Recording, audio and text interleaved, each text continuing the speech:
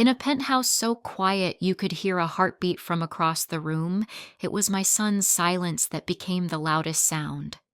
It was the silence that gathered in the vast sunlit spaces between my husband's priceless sculptures.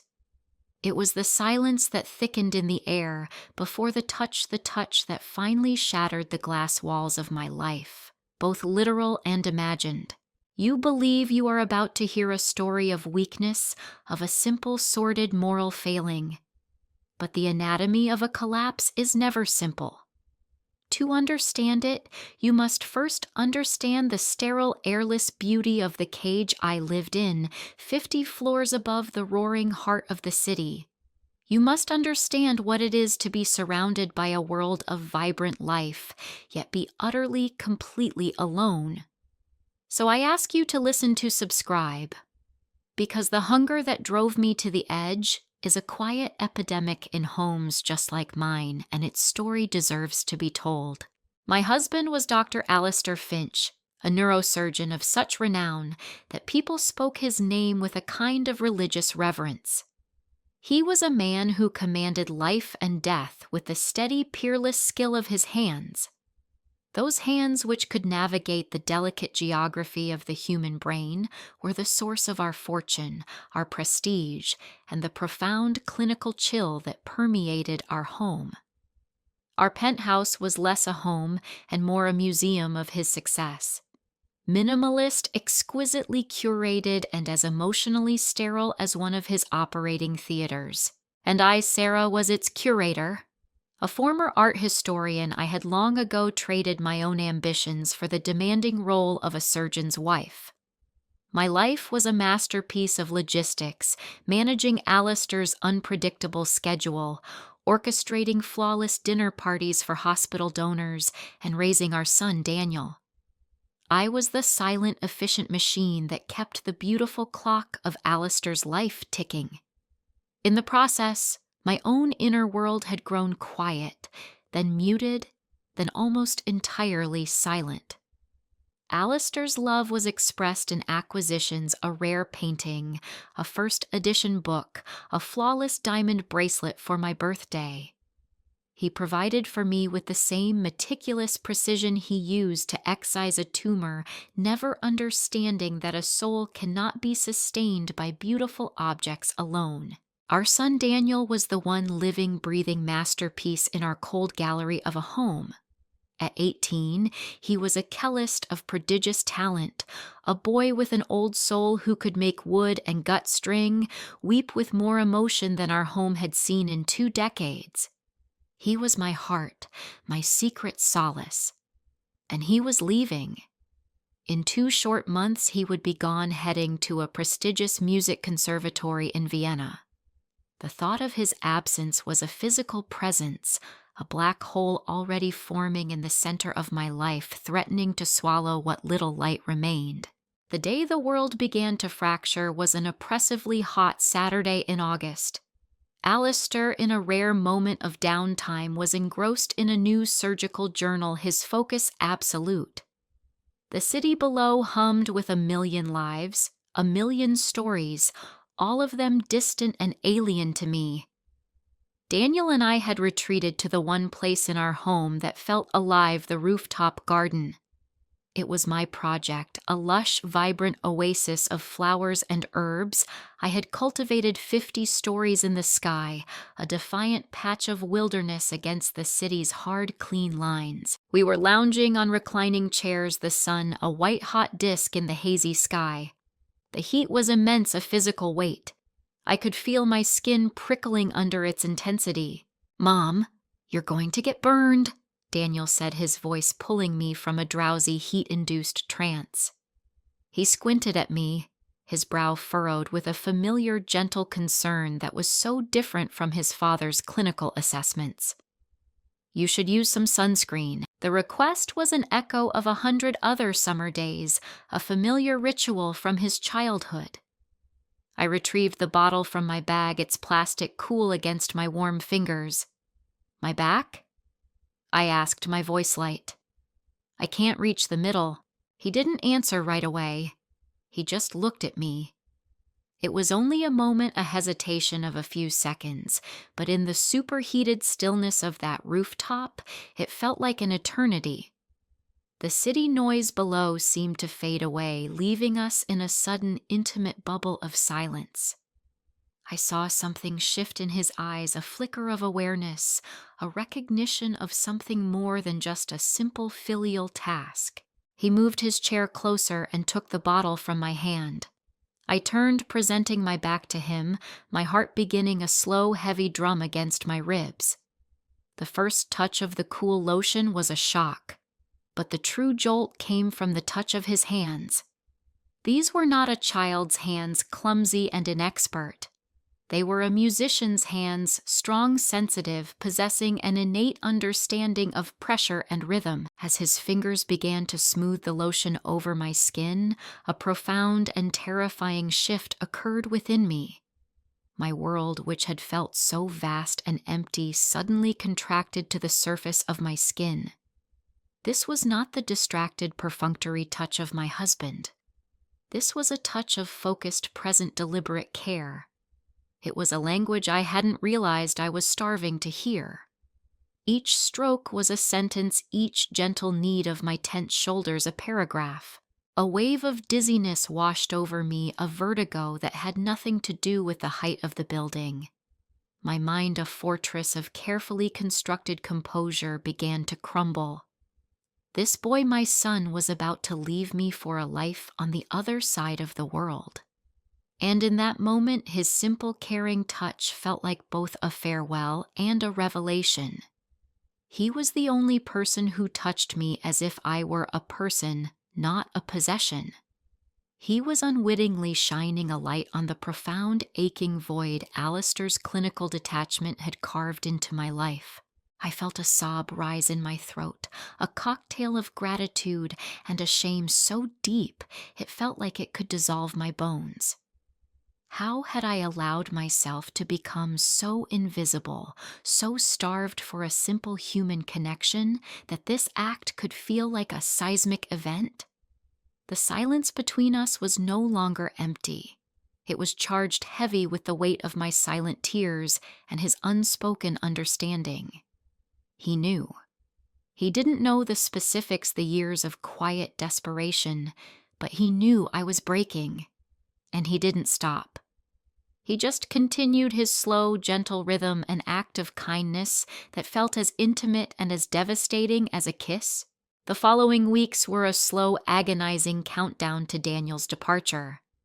Alistair was consumed by a particularly complex case, a web of surgeries and consultations that rendered him even more of a ghost than usual. He was physically present in the evenings, but his mind was always elsewhere, lost in the intricate architecture of the human nervous system.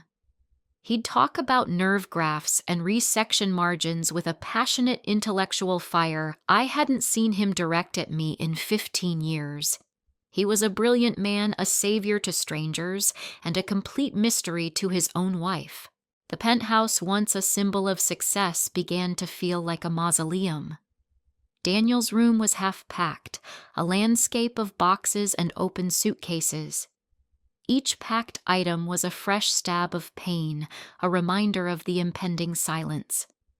The silence was what I feared the most.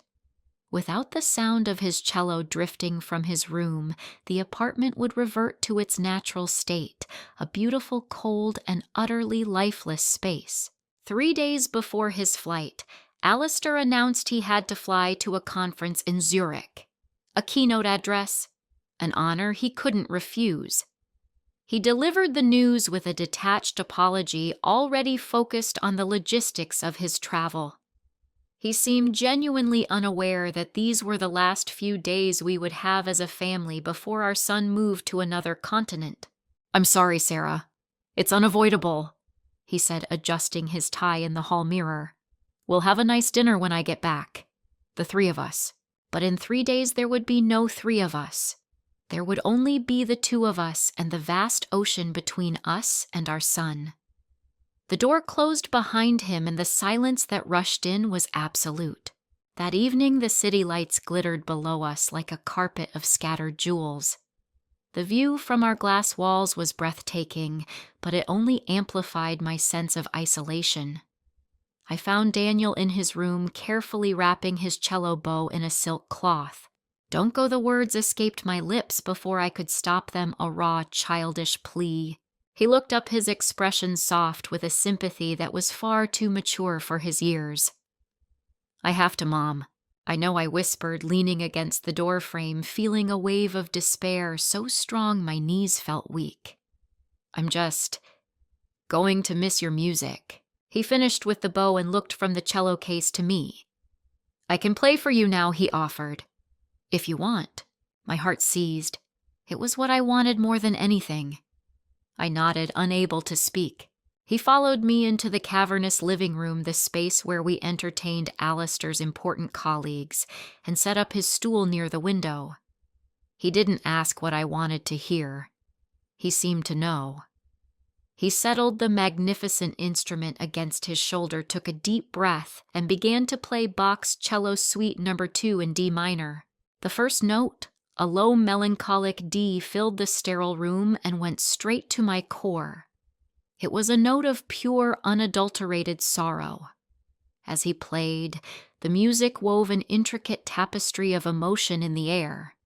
It spoke of longing, of a deep and profound grief, but it also had threads of defiance and a resilient, heartbreaking beauty. The music was everything I couldn't say. It was the sound of my own loneliness.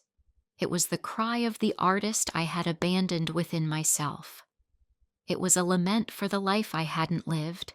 I sank onto the white sofa, tears streaming down my face, and I didn't bother to wipe them away. I let the music wash over me, a powerful cleansing tide.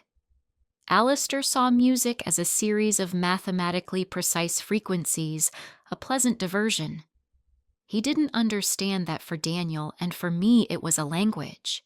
It was the language of the soul, the only language that could articulate the things for which there were no words. As Daniel played, his body swayed with the music. His eyes closed, his face a mask of intense, passionate concentration. He wasn't just playing the notes. He was channeling the emotion, pouring all his own frustrations, his own fears, his own hopes into the performance. And he was playing it for me. It was the most profound act of communication I had experienced in my entire marriage. The final note hung in the air, vibrating with a sorrowful, resonant power before fading into the silence. The silence that returned was different. It wasn't empty. It was thick with the ghost of the music, charged with everything that had just been said between us without a single word. Daniel lowered his bow, his breathing heavy, his face flushed. He opened his eyes and looked at me, truly looked at me, and saw the tears on my face. He saw that I had heard him. He saw that I understood. A look of profound, aching recognition passed between us. In that moment, we were not mother and son. We were two artists, two speakers of the same secret language, stranded in a foreign country. He stood up, leaving his cello leaning against the stool, and walked over to me. He knelt on the floor in front of the sofa, bringing him to my level.